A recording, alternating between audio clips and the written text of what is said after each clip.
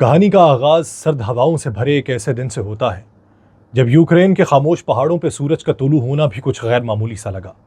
वो एक आम दिन नहीं था, क्योंकि उस दिन एक छोटी मगर जिद्दी कौम ने एक बड़े, संगीन और पुरगुरूर दुश्मन को यह याद दिलाया कि हथियारों की गिनती हमेशा नतीजे तय नहीं करती। रूस दुनिया की ताकतवर फौजी कुव्वतों में से एक, जब अपने स्ट्रेटेजिक बमबार तैयारों के गुराने से यूक्रेन के शहरों पर साए डालता तो उसे यह गुमान भी नहीं था कि जंग सिर्फ मैदान में नहीं, दिमाग में भी लड़ी जाती है। और फिर खामोशी से, बिना किसी ढोल ताशे के, ऑपरेशन स्पाइडर वेब ने जन्म लिया। 18 माह तक जैसे कोई मुसव्वर अपनी शाहकार पेंटिंग पर बारीक ब्रश चलाता हो, यूक्रेनी इंटेलिजेंस ने एक ऐसा जाल बुना जिसका हर धागा दुश्मन की खुद एतमादी से टकराकर उसे काटने के लिए तैयार था। ये नन्हे कातिल चुपके से रूसी जमीन में उतारे गए, और एक दिन जब रूस अपने ही आसमानों को सबसे महफूज समझ रहा था तो उन ड्रोन्स ने आसमान को चीरते हुए उसके दिल पे वार किया। Tu-160, Tu-95, Tu-22 जैसे अनमोल बमबार आवाज की रफ्तार से तेज उड़ते थे, जमीबोस हुए, और यूक्रेन ने खामोशी से मुस्कुराहट के साथ दुनिया को दिखा दिया, हम सिर्फ बचने नहीं, लड़ने भी आए हैं। जब हमले के फौरन बाद इस्तांबुल के चरागा महल में दोनों फरीक आमने सामने बैठे तो वो मेज सिर्फ मुज़ाकरात की नहीं बल्कि फातेह की खामोश हंसी और जख्मी की बेबसी का मज़र बन चुकी थी। तुर्की के वज़ीर ख़ारजा के अल्फाज जितने मुहज़्ज़ब थे, कमरे की फ़ज़ा उतनी ही कशीदा थी। सब जानते थे कि कोई भी लफ्ज़ इन बमबार तैयारों को वापस नहीं ला सकता। यह सिर्फ एक हमला नहीं था, यह यूक्रेन की तरफ से एक चीख थी कि हम हारे नहीं हैं और ना ही तुम हमें हरा सकते हो। ये कहानी अभी शुरू हुई है और अगला बाब उससे भी ज्यादा गैर मुतवक्के होगा, क्योंकि जब कोई कौम जख्म देकर मुज़ाकरात की मेज पर बैठती है तो वो सिर्फ जंग नहीं जीतती, तारीख का रुख भी मोड़ देती है। आप सब पर सलामती हो, मैं यासिर रशीद हूं और आप देख रहे हैं यासिर रशीद ऑफिशियल। नाज़रीन, अंधेरी रात में जब दुनिया की नजरें दूसरी समत जमी थी, यूक्रेन ने खामोशी से एक ऐसा वार किया जो महज एक अस्करी हमला नहीं था, बल्कि नफ्सियात, हिकमत और मुस्तकबिल की जंगों के उसूलों पर कारी ज़र्ब थी। ऑपरेशन स्पाइडर वेब जैसे यूक्रेन इंटेलिजेंस की तरफ से रूसी फजाइया पर एक इंतहाई पेचीदा और बारीक बुनी हुई कार्रवाई कहा जा रहा है, सिर्फ हमला नहीं बल्कि एक पैगाम था कि कमजोर समझे जाने वाले भी शेर की तरह पलट सकते हैं। अगरचे इस हमले में होने वाले $7 अरब के मुमकिन नुकसान की आज़ादाना तस्दीक नहीं हो सकी, मगर जिस तरीके से यूक्रेन ने रूस के दिल में नकब लगाई है, उसने मॉस्को के फौजी गुरूर में एक वाज़े दरार डाल दी है। यह कार्रवाई महज एक वाकया नहीं बल्कि बुहेरा अस्वद में रूसी फ्लैगशिप मॉस्कोवा को गर्क करने, कॉच पुल पे हमले और सेवास्तोपोल की बंदरगाह को हदफ बनाने का एक तसलसल है।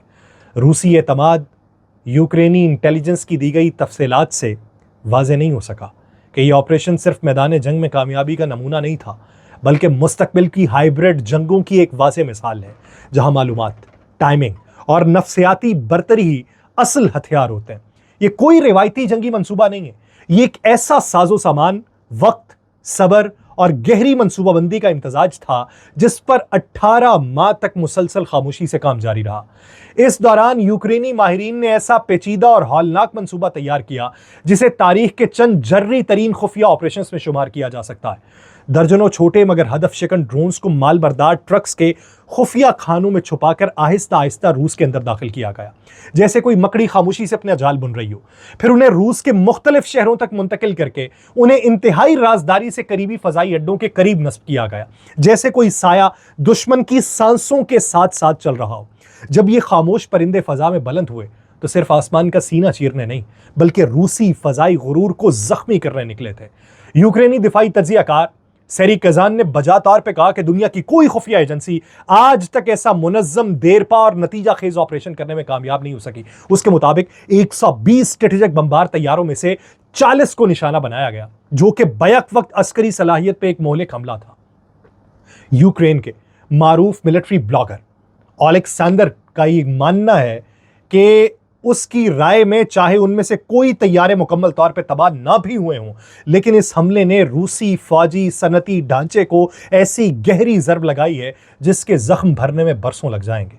रूस अपने तैयारों को न सिर्फ दोबारा काबिल इस्तेमाल बनाने से कासिर है, बल्कि अब उसकी जंगी हिकमत अमली का एतमाद भी टूटने लगा है। ये महज टेक्नोलॉजी का कमाल नहीं, ये मुस्तकबिल की जंगों में इंसानी ज़हानत, सब्र और बरवक्त हमले की नई तारीफ है। ऐसी तारीफ जो माजी के ताकतवरों को हैरत, खौफ और इस्तराब के एक नापैद किनारे पे ले आई है। कहानी यहाँ सिर्फ चंद तैयारों की तबाही तक महदूद भी नहीं है, बल्कि एक पूरे बयानी, एक आलमी तासुर और एक कायमशुदा ताकत के भरम के टूटने की दास्तान है।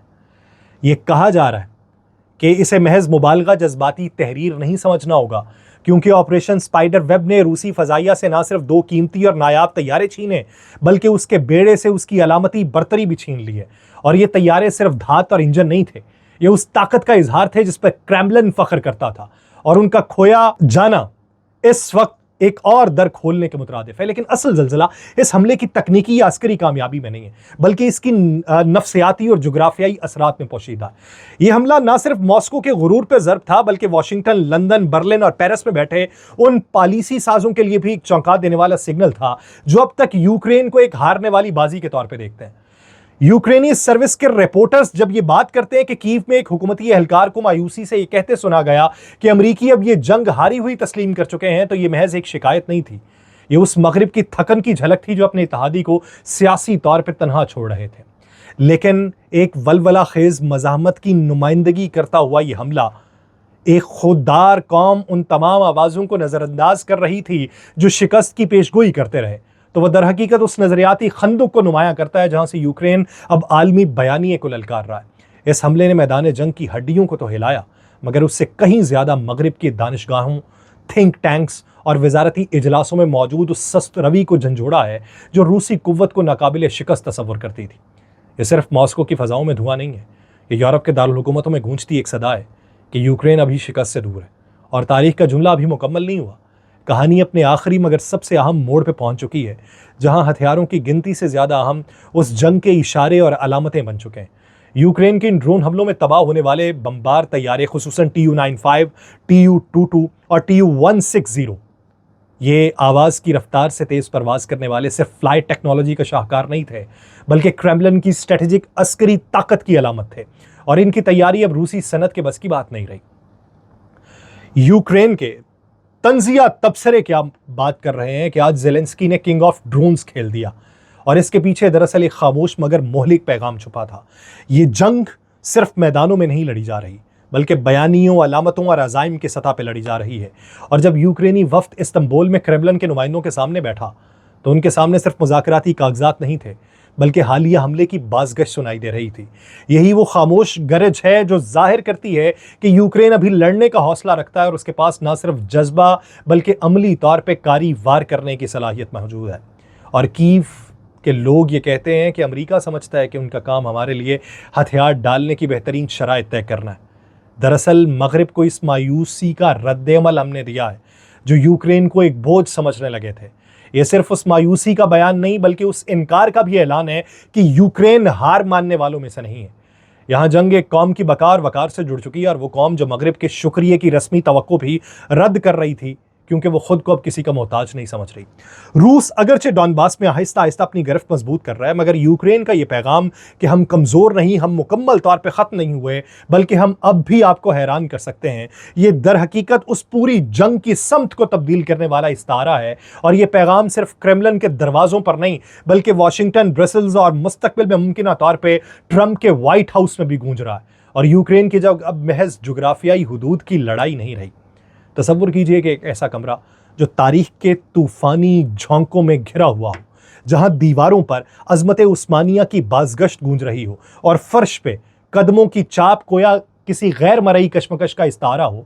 और वही इस्तांबुल का चरागा महल था, जहां 2 वफूद आमने सामने हुए जो कल तक एक दूसरे की फ़ज़ाओं में बारूद और शोले बिखेर रहे थे।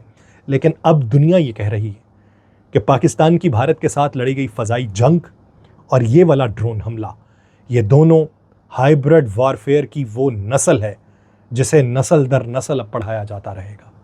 मुझे दीजिए इजाज़त, अल्लाह निगहबान।